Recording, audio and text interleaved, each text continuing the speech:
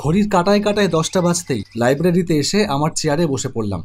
আর ঠিক সাথে সাথেই আমার চোখটা আটকে গেল আমার সামনের দিকের একটা টেবিলে। এ কি, কি দেখছি আমি? এ কি করে সম্ভব? চৌধুরী বাবু না? হ্যাঁ হ্যাঁ, চৌধুরী বাবুই তো। ঠিক একই রকম পোশাক, একই রকমের চশমা, সেই একই রকম ভঙ্গিমায় হাতে বই নিয়ে বসে বই পড়া। এটা এটা চৌধুরী বাবুই তো। কিন্তু তা কি করে হয়?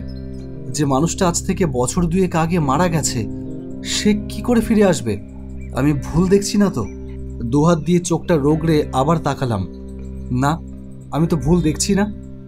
2 বছর আগে হার্ট অ্যাটাকে মারা যাওয়া অনন্ত চৌধুরী বসে আছেন আমার সামনের দিকের একটা টেবিলে। বিস্ময়ে আমি যেন হতবাক হয়ে গেলাম। কি করব বুঝে উঠতে পারছি না। কাকে দেখছি আমি আমার সামনে? এ কি অন্য কোনো মানুষ? না না, হুবহু একই রকম দেখতে আর একটা মানুষ থাকতে পারে হয়তো, কিন্তু তাদের পোশাক, আচার ব্যবহার, বই পড়ার ভঙ্গিমা সবকিছুই একই রকম হয় কিভাবে? তা হতে পারে না, কিছুতেই হতে পারে না। কিন্তু 2 বছর আগে মারা যাওয়া মানুষ হঠাৎ করে ফিরে এসে আমার সামনেও তো বসে থাকতে পারে না। তাহলে আমি কি দেখছি আমার সামনে? লাইব্রেরিতে আমার সহকর্মী ছেলেটাও আজকে ছুটি নিয়েছে। আর একজন পিওন আছে, কিন্তু তার ডিউটি বিকেল 4টে থেকে। মানে লাইব্রেরিতে কর্মী বলতে এখন একমাত্র আমি। তাই অন্য কাউকে যে ডেকে দেখাবো বিষয়টা, সেই উপায়ও নেই। না না, কিছু একটা গন্ডগোল হচ্ছে নিশ্চয়ই। ভাবলাম উঠে যাই, একবার সামনে গিয়ে ভালো করে দেখে আসি ব্যাপারটা আসলে কি। যদি সম্ভব হয় একবার কথা বলি। আমি উঠে দাঁড়াতে যাব, এমন সময় দেখি চৌধুরীবাবু উঠে দাঁড়ালেন আমার আগেই। তারপর সোজা হেঁটে বেরিয়ে গেলেন লাইব্রেরির দরজা খুলে। আমি বাকরুদ্ধ হয়ে বসে থাকলাম। কি করব কিছুই বুঝে উঠতে পারলাম না। সারাদিন লাইব্রেরিতে আজ তেমন একটা কাজ নেই। আমার ডেস্কে বসেই কেবল ভেবেই চললাম, ঘটনাটা কি হতে পারে? 2 বছর আগে মারা যাওয়া মানুষ কিভাবে ফেরত আসতে পারে? না না না, ভূত বলে যে কোনো কিছুর অস্তিত্ব আছে তা আমি মানি না।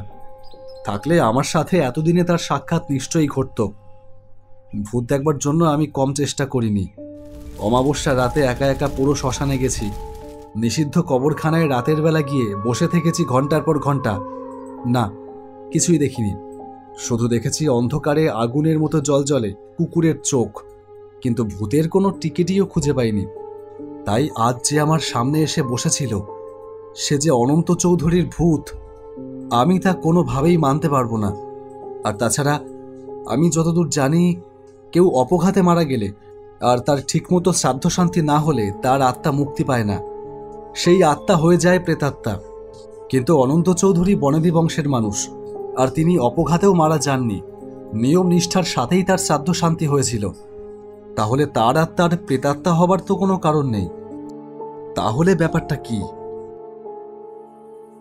বিকেল 5টায় লাইব্রেরি বন্ধ করে বাড়ি ফিরলাম, কিন্তু মাথা থেকে ব্যাপারটা গেল না কিছুতেই। রাতে ভালো করে ঘুমও এলো না। পরদিন আবার সকাল 10টায় গেলাম লাইব্রেরিতে। আমার সহকর্মী রতনকে ফোন করলাম। হ্যাঁ রতন, আজ আসবে তো? না আদিত্যদা, শরীরটা এখনও ঠিক হয়নি। আমি আজও যেতে পারবো বলে মনে হয় না। তুমি একটু ম্যানেজ করে নিও দাদা।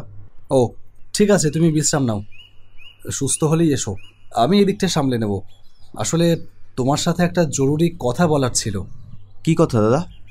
না, ফোনে বলা যাবে না। তুমি সুস্থ হও, অফিসে এসো, তারপরেই বলবো খন। রতনকে বিষয়টা বলা যেতেই পারে। রতন যথেষ্ট সিরিয়াস। আর বিকেল 4টে থেকে যে ডিউটি করে সেই প্রশান্ত হচ্ছে একটা আস্ত কাঠ ফাজিল। ওকে এসব কথা বলাই যাবে না, বললেই তামাশা শুরু করবে। হঠাৎ আবার সামনের টেবিলের দিকে চোখ যেতেই দেখলাম সেখানে আগের দিনের মতোই একই ভঙ্গিমায় বসে আছে চৌধুরী বাবু। হাতে সেই এক বই, সেই একই পোশাক, চোখে মুখে ছড়িয়ে রয়েছে সেই একই অভিব্যক্তি। না, আজ আর মিস করলে চলবে না। পকেট থেকে মোবাইল ফোনটা বার করেই বেশ কয়েকটা ছবি তুললাম লোকটার। ছবিগুলো একটু দূর থেকে হলেও দিব্যি ভালোই উঠেছে। এইবার গিয়ে ওনার সাথে একবার কথা বলে দেখি। চেয়ার ছেড়ে উঠতে যাব এমন সময় দেখলাম উনিও চেয়ার ছেড়ে উঠে দাঁড়ালেন। তারপর হনহন করে হেঁটে বেরিয়ে গেলেন বাইরের দিকে। আমিও তার পেছন পেছন বেরিয়ে এলাম, কিন্তু বাইরে বেরিয়ে তাকে আর দেখতে পেলাম না। কোথায় গেল লোকটা? মুহূর্তের মধ্যেই যেন হাওয়ায় মিলিয়ে গেল। ফোনটা বার করে ছবিগুলো আরেকবার দেখলাম। না, কোনো ভুল নেই, ছবিগুলো ভালোই হয়েছে। আজ বাড়ি ফিরে আমার ভাই চন্দনকে সব বিষয়টা বললাম। সব শুনে চন্দন বলল, তুই একটু ঘুমো ভালো করে রাতে। তোর মনে হয় রাতে ভালো করে ঘুম হচ্ছে না, তাই এসব ভুলভাল মনে হচ্ছে। তুই আমার কথা বিশ্বাস করলি না? না, তুই হয়তো সত্যিই বলছিস, হয়তো তোর দেখবার ভুলও হতে পারে। জানতাম তোরা এই কথাই বলবি, তাই তো আমি ছবি তুলে রেখেছি। দাঁড়া, তোকে দেখাচ্ছি। এই এই দেখ। চন্দন ছবিটা দেখে আমার মুখের দিকে হা করে তাকিয়ে থাকলো কিছুক্ষণ, তারপর বলল, তুই কি আমার সাথে মজা করছিস?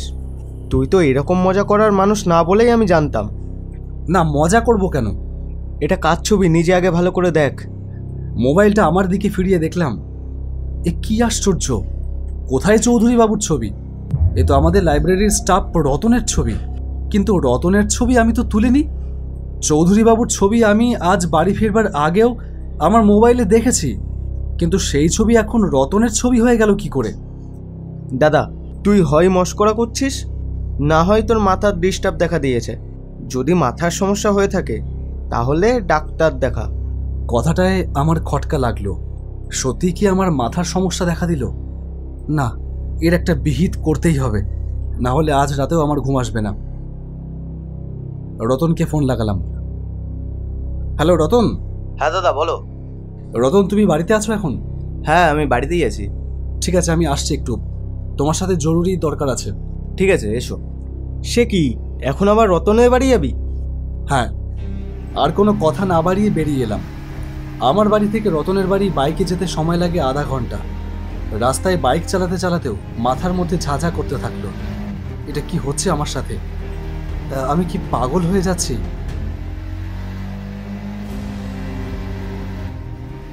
দাদা, চা খাবে? শর্মিলাকে চা বানাতে বলি? না রতন, দরকার নেই। আমি যার জন্য এসেছি সেটাই বরং আগে বলি। বলো।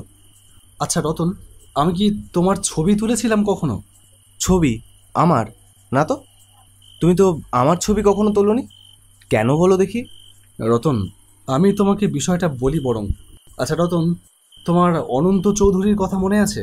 অনন্ত চৌধুরী মানে বসিরহাট হাই স্কুলের প্রধান শিক্ষক চৌধুরী বাবু, যিনি আমাদের লাইব্রেরির নিয়মিত পাঠক ছিলেন? হ্যাঁ, সেই চৌধুরী বাবু। হ্যাঁ, মনে থাকবে না কেন? রতন, বিষয়টা বললে তুমি বিশ্বাস করবে কিনা জানি না, তবে লাইব্রেরিতে আমি পরপর 2 দিন চৌধুরী বাবুকে বসে বই পড়তে দেখেছি। কি বলছো দাদা? চৌধুরী বাবু তো মারা গেছেন গত 2 বছর হলো। হ্যাঁ, সেটার জন্যই তো অবাক লাগছে। তুমি হয়তো অন্য কাউকে দেখে থাকবে যার সাথে চৌধুরী বাবুর মিল আছে, না হলে এটা তো হতে পারে না। কিন্তু এত হুবহু মিল থাকতে পারে না রতন, এমনকি বসবার ভঙ্গিমা পর্যন্ত। এমন হুবহু মিল কি করে থাকতে পারে? সেটাও তো ঠিক। কেউ আমার কথা বিশ্বাস নাও করতে পারে, সেই জন্য আমি আজকে তার ছবিও তুলেছিলাম। কিন্তু সেখানেও ঘটে গেল একটা আশ্চর্য ঘটনা। কি? রাতে বাড়ি গিয়ে সেই ছবিটা আমি আমার ভাই চন্দনকে যখনই দেখালাম, অমনি সেই ছবিটা হয়ে গেল তোমার ছবি। সে কি করে হতে পারে? সেটাই তো ভাবছি রতন, এটা কি করে হতে পারে? কই দেখি, ছবিটা আমাকে দেখাও। এই দেখো। দাদা, এটা আমার ছবি কোথায়? এটা তো অনিমেষের ছবি। অনিমেষের ছবি? হ্যাঁ, এটা তো অনিমেষের ছবি। আমি বাকরুদ্ধ হয়ে গেলাম। হয় সত্যিই অলৌকিক কিছু ঘটছে, না হয় আমি পাগল হয়ে যাচ্ছি। যে ছেলেটা লাইব্রেরিতে বিকেল 4টে থেকে ডিউটি করে তার নাম অনিমেষ, কিন্তু আমি নিশ্চিত বলতে পারি অনিমেষের ছবি আমি তুলিনি, কোনো দিনও তুলিনি। দাদা, তোমার কি সমস্যা হচ্ছে? না মানে তুমি এত রাতে যখন আমার বাড়ি ছুটে এসেছো, তার মানে নিশ্চয়ই কোনো সমস্যা আছে। কি ব্যাপার বলো তো? কি যে ব্যাপার সেটা তো আমিও জানি না। বিকেলের শেষ আলোয় রক্তিম হয়ে আছে চারিপাশ। আজ 1 সপ্তাহ হলো লাইব্রেরিতে যাইনি। আবার কবে যে যাব তাও জানি না।